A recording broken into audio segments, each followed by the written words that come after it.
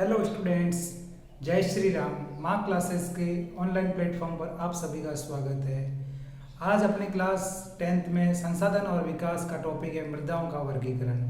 पीछे हमने जलोढ़ मृदा, काली मृदा, लाल और पीली मृदा और चौथे प्रकार की मृदा लैटराइट मृदा पढ़ ली।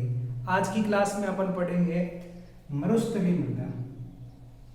मृदाओं का वर्गीकरण टॉपिक चल रहा है अपने, उसमें मरुस्थलीय मृदा का टॉपिक है। मरुस्थलीय मृदा के बारे में देखेंगे क्या क्या इसकी विशेषता है, कैसा रंग है और किस क्षेत्र के अंदर इसका विस्तार है। तो सबसे पहली बात करें मरुस्थलीय मृदा का रंग कैसा है। मरुस्थलीय मृदा का रंग है लाल और भूरा। लाल और भूरा रंग होता है मरुस्थलीय मृदा का, यानी मिक्स में होता है रेड और ब्राउन। अब देखो विशेषता, इस मृदा की क्या विशेषताएं होती है।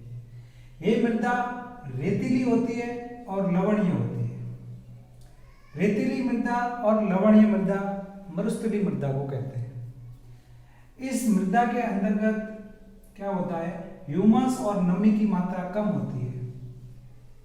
नमी की मात्रा कम का कारण यह है कि ये होती है पश्चिमी राजस्थान के अंतर्गत, और पश्चिमी राजस्थान में बारिश होती है कम।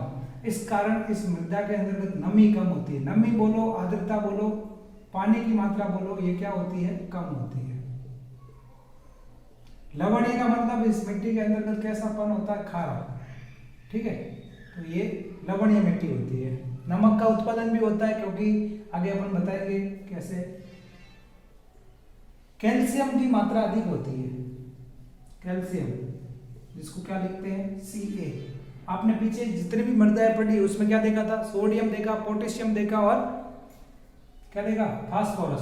वो मृदा की उर्वरता क्षमता को बढ़ाते हैं। जबकि कैल्शियम बोले तो इसके अंतर्गत क्या होगा, एक जो मृदा की लेयर होती है, जैसे यहाँ से ये मिट्टी की मात्रा है, अब जैसे जैसे नीचे जाएंगे वैसे वैसे क्या होगा, चूने की कंकड़ की सतह आएगी। तो एक यहाँ पे ऐसी सतह आती है जहाँ पे क्या होता है, पूरा का पूरा कैल्शियम की लेयर है। तो एक कैल्शियम की जो लेयर है, वो कैल्शियम की लेयर क्या करती है कि यहाँ से समझो बारिश हो रही है, और बारिश होने के बाद ये जो पानी होता है, अब ये जमीन के अंदर यहाँ पे इकट्ठा हो जाता है, इसके नीचे नहीं जाता है। इसीलिए बोलते हैं कि जल अंतःस्यंदन यानी इनफिल्ट्रेशन अवरुद्ध होता है। जो फिल्ट्रेशन का प्रोसेस होता है वो नहीं हो पाता। किस वजह से नहीं हो पाता, चूने कंकड़ की क्या होती है, सतह होती है। आपने देखा होगा चूने के अंदर जैसे कैल्शियम है, तो आपने चूना का जो फॉर्मूला है वो भी देखा होगा साइंस में, जो बिना बुझा हुआ चूना CaO, कैल्शियम ऑक्साइड, इसके साथ जल मिल जाता है तो क्या बन जाता है, कैल्शियम हाइड्रोक्साइड बन जाता है। H2O इसके अंदर मिल जाएगा और यहाँ पे हो जाएगा CaOH ऑल ट्वाइस। तो ये बात आपको समझ में आ गई होगी। कैल्शियम ऑक्साइड के साथ जब जल मिलता है तो कैल्शियम हाइड्रोक्साइड बन जाता है। आपको अभी इतना ध्यान नहीं देना है, खाली ये समझना है कि चूने की मात्रा होती है, कैल्शियम की मात्रा, एक लेयर होती है वो, और ये किसको रोकती है, ये आपके लिए इंपॉर्टेंट पॉइंट है कि मरुस्थलीय मृदा के अंदर क्या नहीं होता है, अंतःस्यंदन नहीं होता है। इंग्लिश में याद कर देना, इनफिल्ट्रेशन। कोई चीज क्या कहते हैं, फिल्टर हो रही है। फिल्टर का मतलब छान रहे हो, अब यहाँ पे ये क्या हो जाता है, अवरुद्ध हो जाता है। अवरुद्ध का मतलब स्टॉप हो जाता है। ये बात आपको समझनी। उसके बाद देखना है कि इस मृदा का विस्तार कहाँ पे है, तो पश्चिमी राजस्थान के अंतर्गत। पश्चिमी की बोले तो वेस्ट राजस्थान, ईस्ट के बाद क्या आता है, वेस्ट, और वेस्ट RJ। अब उसके अंतर्गत डिस्ट्रिक्ट कौन कौन से आएंगे, जैसे अपन पश्चिमी राजस्थान के अंदर हम रहते हैं तो बालोतरा। अब बालोतरा की बात करें, बाड़मेर की बात करें, क्योंकि ये भी एक अलग डिस्ट्रिक्ट हो गया है। बालोतरा की बात करें, बाड़मेर की बात करें, जैसलमेर, बीकानेर, ये सब किस डिस्ट्रिक्ट के, ये कौन से एरिया में आ जाएंगे, पश्चिमी राजस्थान के अंतर्गत आ जाएगा। यानी जोधपुर संभाग लगभग पूरा पश्चिमी के अंदर आ जाएगा। अब देखो शुष्क जलवायु और उच्च तापमान। जलवायु कैसी है, शुष्क। तापमान कैसा है, उच्च। तो टेम्परेचर उच्च है। जब उच्च टेम्परेचर होगा, शुष्क होगा। शुष्क जलवायु का मतलब ये हुआ कि यहाँ पे बारिश कम होती है। जब बारिश कम होती है तो कैसा मौसम हो जाएगा, शुष्क हो जाएगी जलवायु। और उच्च तापमान, इसके कारण जल वाष्पन दर अधिक होती है। यहाँ पे अपने देखो राजस्थान के अंतर्गत जो बात करें पश्चिमी राजस्थान की, अपने पूरे राजस्थान की बात भी नहीं करनी अभी। मरुस्थलीय मृदा होती है पश्चिमी राजस्थान में, और पश्चिमी राजस्थान के अंतर्गत बताओ कौन सी नदियां हैं, कोई नदी नहीं देख रहे आप। तो यहाँ पे जो पश्चिमी राजस्थान है, इसके अंतर्गत एक झीलें हैं, और जो भी पानी है वो खारा पानी है। भाई लवणीय जल है, लवणीय जल को बोलेंगे। और जल वाष्पन की दर अधिक होती है, जो वाष्पन की दर अधिक है, तो इसीलिए यहाँ पे क्या होता है कि खारे पानी की झीलों से नमक का उत्पादन होता है। जो आप खाने वाला नमक पढ़ते हो NaCl, सोडियम क्लोराइड, ये नमक कौन सा है? खाने वाला, तो खाने का नमक, और इसका उत्पादन यहाँ किया जाता है। किस वजह से करेंगे? टेम्परेचर ज्यादा है, टेम्परेचर ज्यादा है तो जहाँ पे क्यारी बनाई जाएगी, एक प्रोसेस के अंतर्गत जो क्यारी बनाई जाएगी और यहाँ पे जल इकट्ठा किया जाएगा। अब इस जल को क्या होगा, जो ये सूर्य का प्रकाश आएगा, यहाँ से जल का वाष्पन हो जाएगा। जल वाष्पन का मतलब क्या हो गया? जल का भाप के रूप में उड़ना। तो ये बालोतरा, बाड़मेर और जैसलमेर, बीकानेर, ये आप नाम याद करना कि पश्चिमी राजस्थान के अंतर्गत अगर आप डिस्ट्रिक्ट के नाम भी लिखो तो और बढ़िया है। ये अपने मृदाओं का वर्गीकरण में 5वीं मृदा है मरुस्थलीय मृदा। आज अपन साथ में मरुस्थलीय मृदा के साथ एक वन मृदा भी पढ़ेंगे, अभी देखेंगे। तो यहाँ पे जितना कराया वो समझ में आ गया। आपको रंग याद करना, लाल और भूरा। विशेषताएं ध्यान रखनी, रेतीली लवणीय, ह्यूमस होता है कम और नमी की मात्रा भी कम होती है। कैल्शियम मात्रा कैसी होती है? अधिक होती है, ये ध्यान रखना। एक लेयर होती है, अंदर नहीं होता है इन्फिल्ट्रेशन।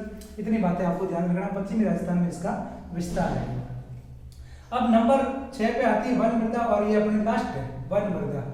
वन मृदा जैसे ही कंप्लीट हो जाएगी उसके बाद मृदाओं का वर्गीकरण टॉपिक कंप्लीट हो जाएगा। उसके बाद एक टॉपिक रहेगा अपर्दन वाला, मृदा अपर्दन से टॉपिक रहेगा, वो अपन कर देंगे, मृदा अपर्दन। इस वन मृदा का भी यहाँ नाम आएगा अपर्दन। अपर्दन होता है, अभी बताऊंगा आपको। क्षेत्र पहाड़ी और पर्वतीय जहां वर्षा वन उपलब्ध है, यानी वन मृदा कहाँ होगी? वन मृदा वही होगी जहाँ पे वन होंगे। तो पहाड़ी और पर्वतीय, जो पहाड़ वाला क्षेत्र है और वन वाला, तो वहां पे वर्षा वन जहाँ उपलब्ध होंगे वहां पे वन मृदा होगी। नदी घाटियों में यह मृदा दोमट और सिल्टदार होती है।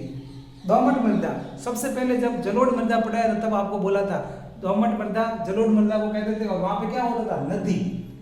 जलोढ़ मृदा में क्या था भाई? जो नदी से निर्माण होता था उस चीज का, मृदा का। तो नदी घाटियों में यह मृदाएं दोमट और सिल्टदार होती है। सिल्टदार का मतलब एक सिलवटों के रूप में ले जाते, जैसे ये नदी जा रही है और यहाँ से पानी बहते बहते जो मृदाएं आ रही है, वो मृदा के बीच में क्या बन जाती है? धारियां बन जाती है, तो उसको कहते हैं सिल्टदार, सिलवटें पड़ जाती है।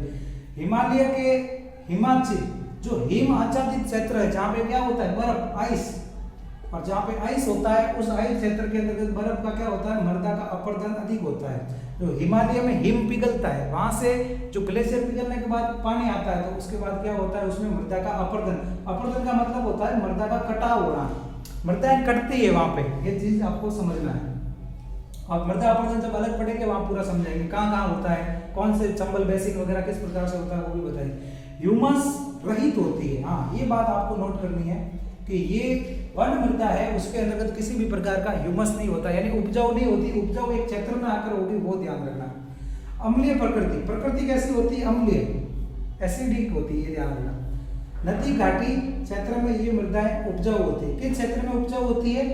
नदी घाटी वाले क्षेत्र में, जहां नदी बहती है वहां पे होगी उपजाऊ। बाकी जगह पे ह्यूमस की मात्रा कमी क्या? रहित होती है। रहित का मतलब और सहित का मतलब ध्यान रखना। रहित का मतलब कुछ नहीं होता है, जब ह्यूमस होगा भी नहीं तो उसको कहते हैं रहित। ह्यूमस रहित होती है, इतना नोट कर देना। वन मृदा और मरुस्थलीय मृदा का आज का टॉपिक हो गया। इसके बाद अपने अगली कक्षा होगी, जो क्लास होगी वो मृदाओं का अपर्दन किस प्रकार से है, और इसके साथ संसाधन और विकास का टॉपिक कंप्लीट हो जाएगा। पूरा चैप्टर आप रिवीजन करो, इस चीज़ को नोट्स करो और स्क्रीनशॉट ले लेना। अभी मैं साइड में होता हूँ। जय हिंद, मिलते हैं नेक्स्ट क्लास में नए टॉपिक के साथ।